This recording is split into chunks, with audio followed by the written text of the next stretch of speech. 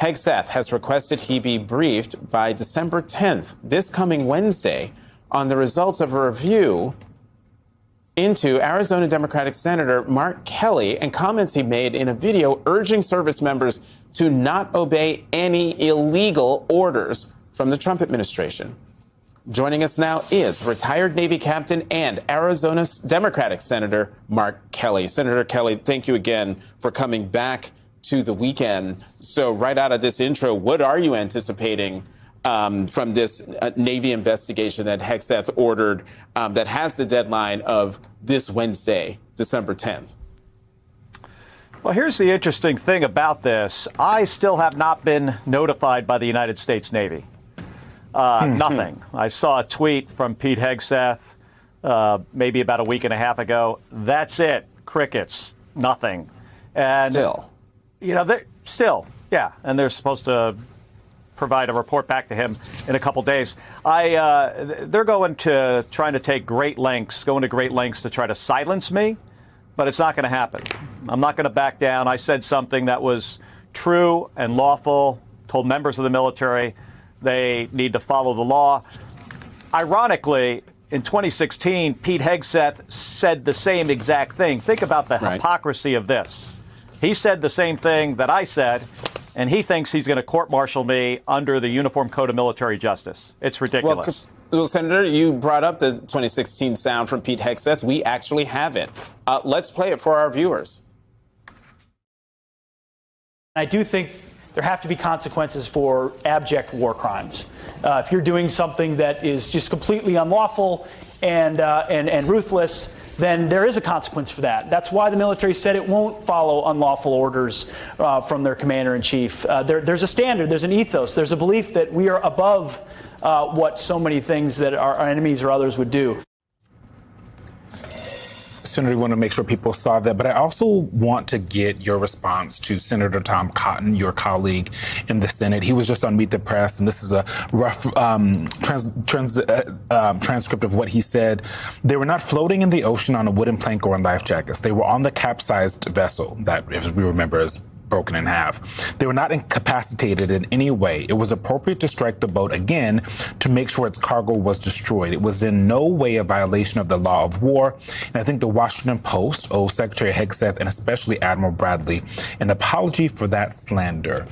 I assume that you don't agree with Senator Tom Cotton on his reaction to the video that was shown to senators and members of the House this week.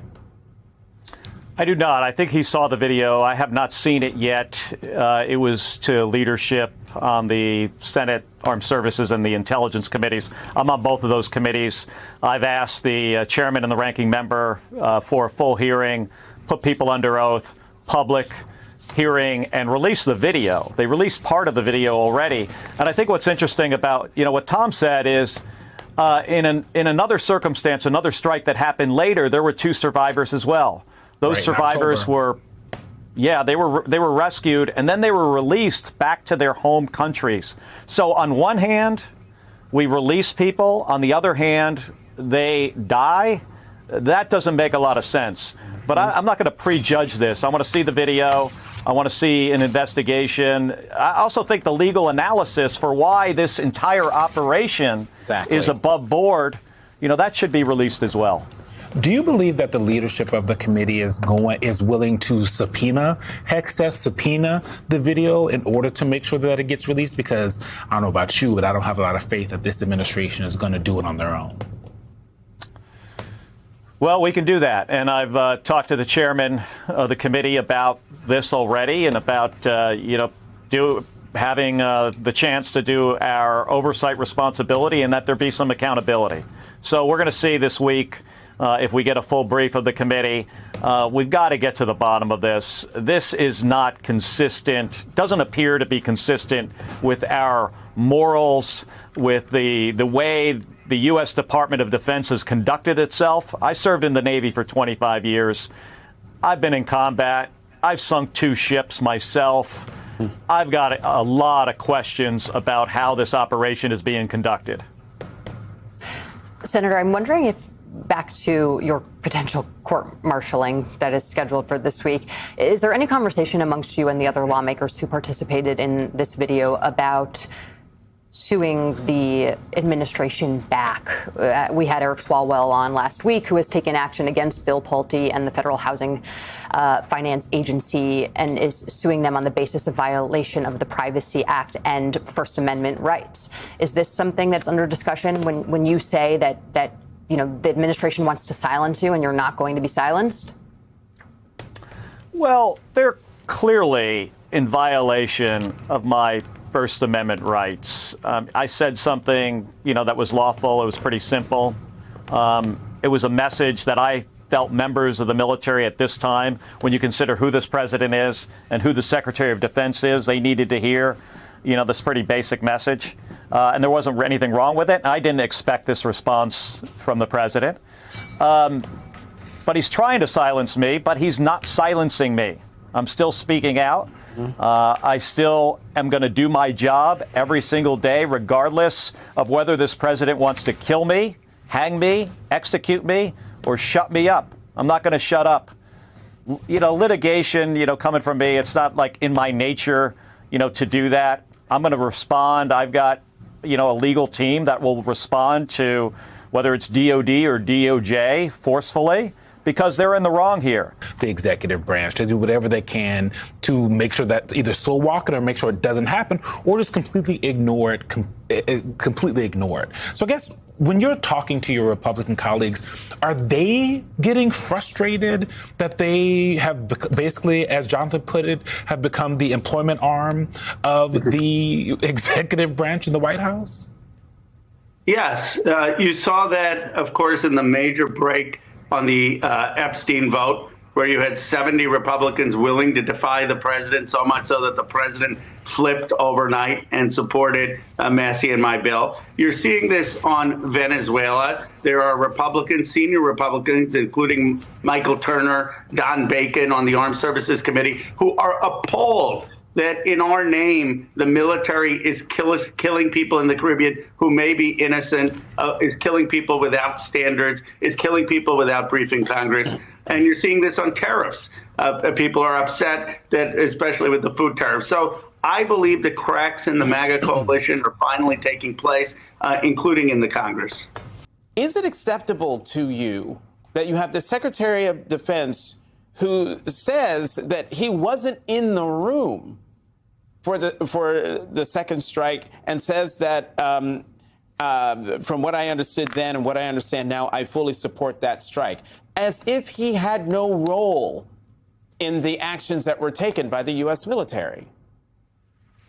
It's completely unacceptable. Look, this is someone who's trying to blame Admiral Bradley for a decision that the Washington Post and others have reported he made. I have talked to a Republican congressperson or senator who said that when he was with Hegseth and other administration officials, they acted like shooting down those boats was playing a video game. They basically have been caught by the American people, and Republicans were appalled at the action. And Pete Hegseth needs to come before the Armed Services Committee. He needs to give a clear explanation to the committee and to the American people. Congressman, if Hegseth does not come before the committee, if the Defense Department declines to release this video to the American public, is there bipartisan agreement that the committee should issue a subpoena for these things?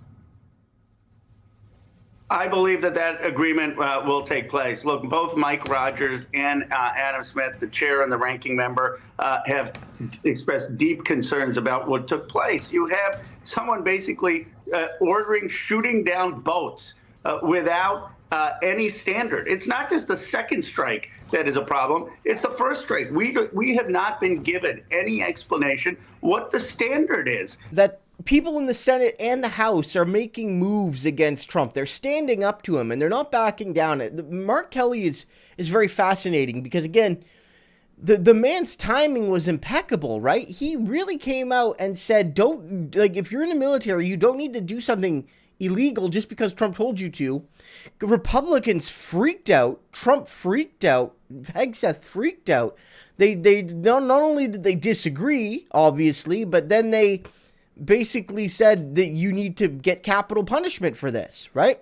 And then lo and behold, a few days after he said that, this story about the double tap strike broke international news because it was, in the mind of many, an illegal order that people may have resisted. And if they did resist it, I know you, I know myself, I know most reasonable people would have said that soldier did the right thing resisting that order. Right? And so he's been proven 100% correct. But what's interesting here is Ro Khanna is sort of making a parallel almost between how Trump and his cronies have been acting on the Epstein stuff and how Trump and his cronies have been acting on the video surrounding this strike and all the information surrounding this strike. And what Khanna seems to be suggesting is there's a bipartisan effort, much like there was around the Epstein stuff, to get the info out. There's a new bipartisan effort to get info out about this strike, right? That they're going out, and the members of the committee, both the top Democrat and top Republican on the relevant committees, are saying they want more info.